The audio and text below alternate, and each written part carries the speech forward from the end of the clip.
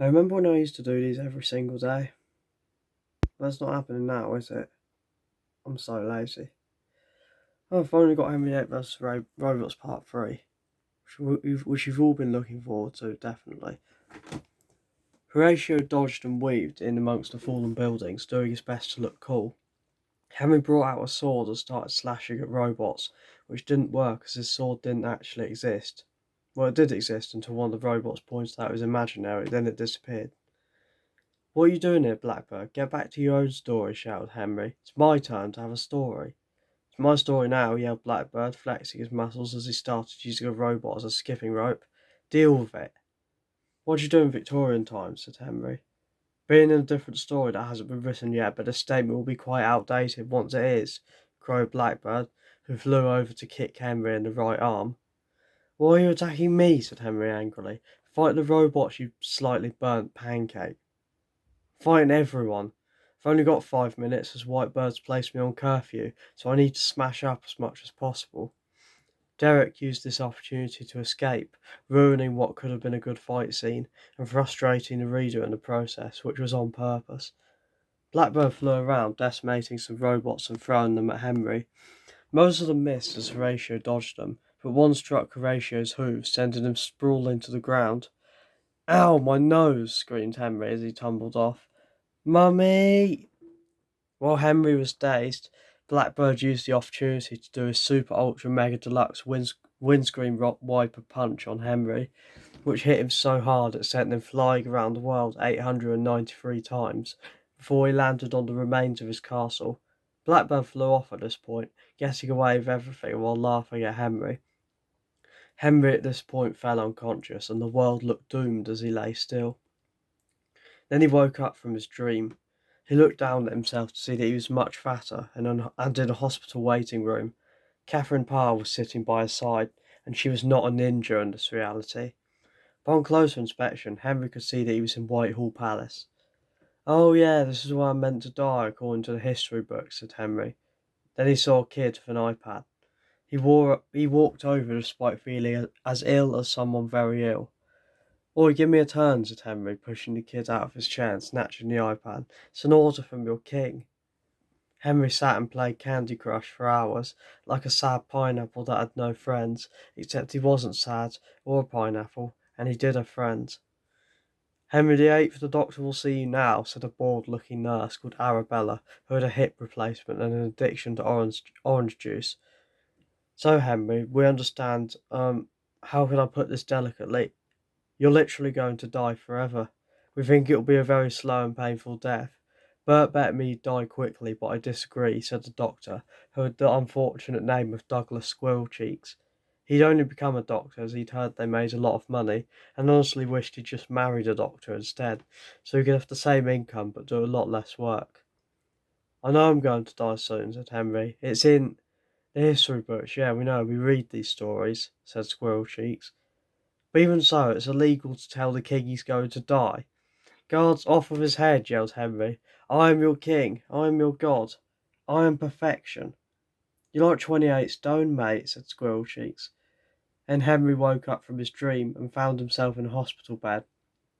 He motioned for a doctor to come and tell him what he was doing there. "How dare you confine your king to a mere hospital bed?" shouted Henry. "You're not Henry VIII," explained the doctor. "You never were." Henry looked down at his driver's license, which read Don Key. "Is this a joke?" he said. "I've just gone through 2 parts, and I'm in the middle of the third. This is stupid, and nobody has a name like that." "Your parents thought it was hilarious," laughed the doctor. "You admitted due to your delusion that you are Henry VIII. That man died 500 years ago." "It isn't even funny," yelled Don.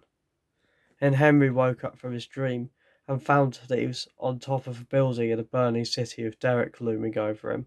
At least Derek would have been looming if he was bigger than the average snail, so he had to awkwardly look up instead. "Oh, come on," boomed Henry. "It's the same as earlier." "It's funny to mess with your dreams," chuckled Derek. "I was about to kill you, but then you woke up and ruined it. Very rude." "How are you so much more incompetent now?" asked Henry. "You seemed pretty no-nonsense last time we met, Derek." Yes, I am Derek. Or more accurately, I am Derek. with 7 exclamation marks, so you could shut up about the name. I know, they've written on the page, said Henry. I'm gonna smash you up now. Wait, yelled Derek. I must explain my motives. I don't care about your motives, Derek. I just want to kill you. You have to let me. It's a villain thing. Right, fine, have it your way, yelled Henry, stamping his foot. It was a bright and sunny day 13 years ago. Shut up and get to the good bit. Fine, background characters in these stories are horribly mistreated. Remember all those snails you killed? They were my cousins. Oh well, no harm done, said Henry, who was eating a brick he'd just picked up.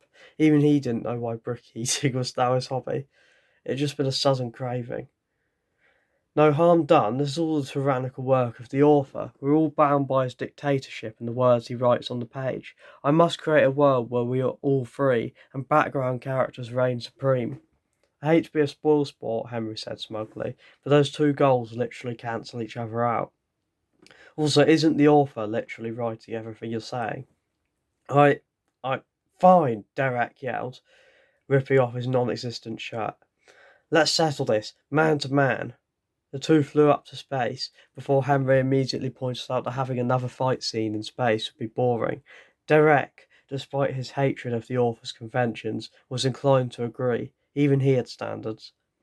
They flew back down to Earth and went to the Great Wall of China, running around it in a loop at light speeds while kicking each other. Henry tripped from one of the blows and fell off the Great Wall to his death. The end. Except not really. He would have died, but Horatio caught him. Can you just stop saving me? I want to take credit for this, Henry screamed, taking out a sword and killing Horatio with a single blow. Then he grabbed Horatio's corpse and began beating Derek with it. Ow, shouted Derek, you got my nose. Serves you right, said Henry, who 5 years in the past danced once during an execution. They flew over to a big city, where they picked up buildings and started swinging them round. Derek cut Henry's lip with a well-timed slam. The buildings had civilians in them, but as they didn't have names or anything to endear them to the reader, nobody really cared about them. Henry then crossed the line by throwing one of the buildings at Derek, who nimbly dodged. Derek called a timeout, in which Henry had to sit on the naughty step for half an hour and apologise for his behaviour. They flew between dimensions, blowing several of them up in an attempt to kill the other one. Henry got caught in some dimensional destruction, but he only got a slightly sore knee from it. Derek then lightly tapped the knee, causing Henry to double over in pain. I need to read these first before I start recording them, because then I won't get distracted and start laughing. I'm not meant to laugh. Henry called another timeout, only to be informed by Derek that only one timeout could be taken per battle, according to timeout law. That's not fair, yelled Henry. You got a timeout. You got a timeout.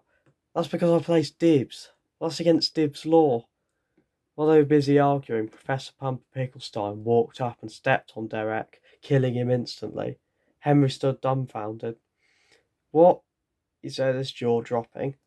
Derek is dead, chosen one of the prophecy. Well done for stopping his evil ways. You're telling me you could have just done that all along, said Henry. You little but if I didn't send you on a quest, there would be no story, said Professor Pumper Picklestein. Francois walked up at that moment. Ahoy, mateys, what did I miss? It didn't matter as Blackbird flew over and killed them all. The end.